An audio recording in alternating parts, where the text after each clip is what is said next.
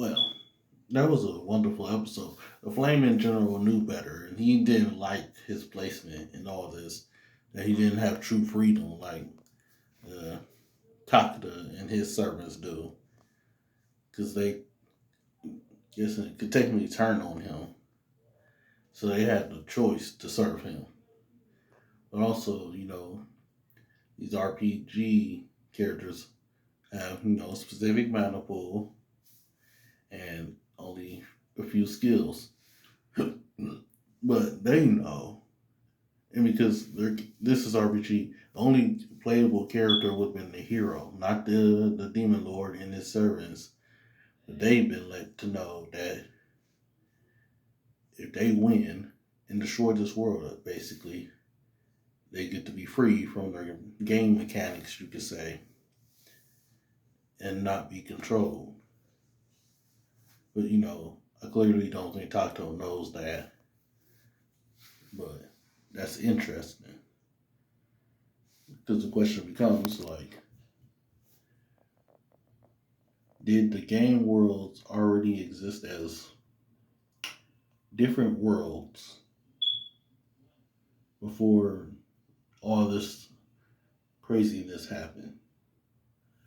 Like, they were probably already living out these stories, but were they already worlds before being dragged here to be essentially alive, I guess you could say in another sense, and play their roles out differently, basically in the battle royale to determine who gets to be free, at least in their case. In Taco and them case, they're free in a sense already, but they also don't know about this, I guess, since they're only since they're free because they're a different game in this world. You know, they're living. So I'm curious as to what's actually going on. What did the Flame Dude do at the end? When he figured out he couldn't win the fight,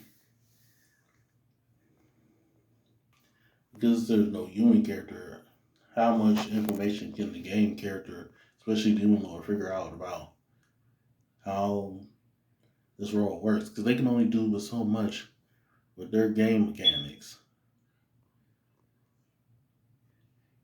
So how would they be able to win?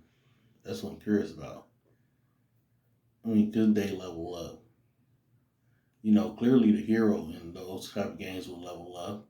And since this isn't technically their world, would they be able to too?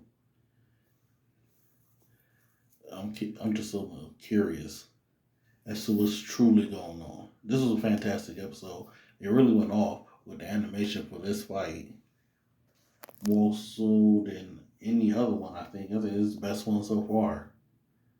Really enjoying the show. And I can't wait to see what happens next episode now that the girls have been summoned. I thought something bad might happen with them.